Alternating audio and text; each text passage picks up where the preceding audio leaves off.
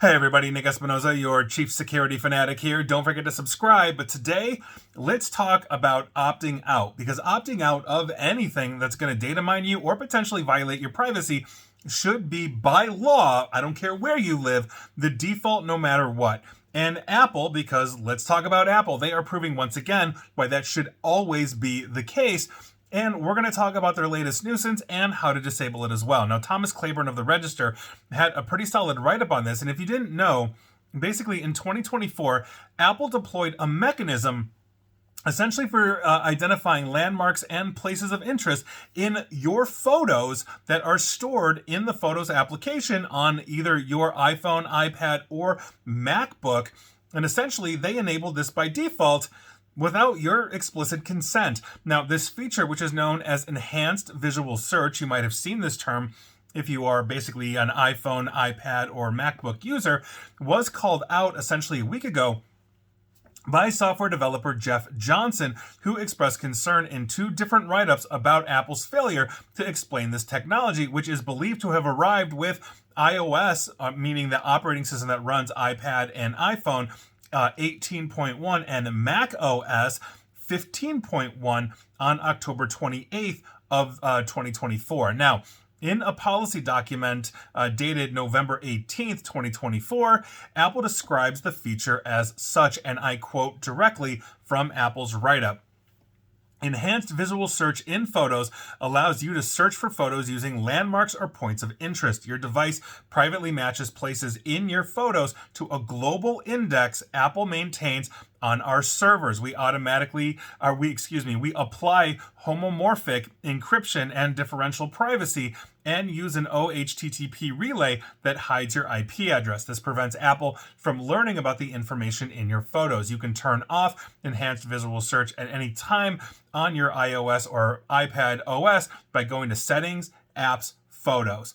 On Mac, open Photos and go to Settings, General. End quote. And we're going to talk about this, and I'm going to give you those paths at the end of this segment as well. So basically, here's the nutshell of all that jargon for all the non-technical people out there. Apple unilaterally began basically running your photos through a local running AI that analyzes your image details purely on a visual basis without location data, according to them, and then creates a value associated with what could be a landmark in each picture. So you're standing in front of, Mount Rushmore. It's going to identify and ID Mount Rushmore. And here we are. Now, the value that it would assign on Mount Rushmore or any other landmark that they consider is then used on a remote server. They send it out saying they encrypt it, make it private, etc. But they send it to a remote server to basically check an index of such values on Apple servers in order to label it within essentially the landmarks, the picture that you have of the landmarks and places that are found in Apple's database. So if you open the photo and suddenly you see that picture of you standing in front of Mount Rushmore, whatever, and it says, oh, it's Mount Rushmore, that's how they do it.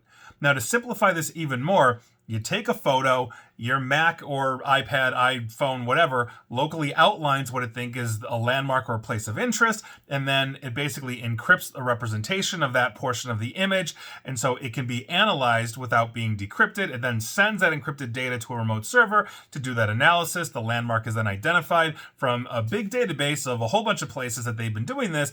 They then receive that suggested location basically back to your phone. So then essentially here we are. So if all of that works as claimed, and I say as claimed, and there are no other leaks or anything like that, Apple then claims that they can't see what's in your photos, either the image data or the looked up label. In other words, they're scrambling it to the point where they're scrambling Mount Rushmore, their local remote database can't see your picture, but it's identifying that it is indeed Mount Rushmore, and then sending it back to your phone to say, hey, you've been out Mount Rushmore.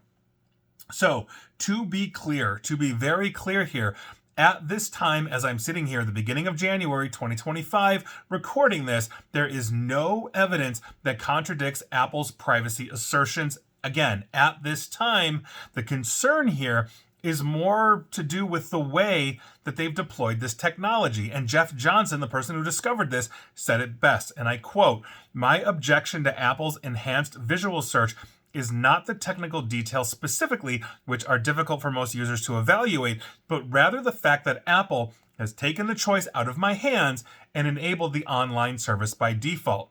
And that's exactly the point here, is that I don't want my pictures, I don't care if they say they're scrambling it, basically sent somewhere else. Again, if it's encrypted and coming back encrypted, the point here is they're doing something without my knowledge and they're doing something without my consent. They've opted in automatically if I had an iPhone or a MacBook or any of those. And for the record, I'm not an Apple fan in terms of their devices. So I say all of that to say that this is the big issue here, because this speaks to the larger issue. So when Facebook updates its app, they're going to opt you in automatically. And now they're going to, oh, by the way, go read this tech article that we really didn't blast out to the public, but we did technically notify you, kind of thing. And here we are. And this is, I think, the overarching issue that we have. Not to mention the fact that now aspects of your pictures, if not maybe the whole picture, if Apple's just winging it and telling us something that they shouldn't be. Again, I have no evidence of that.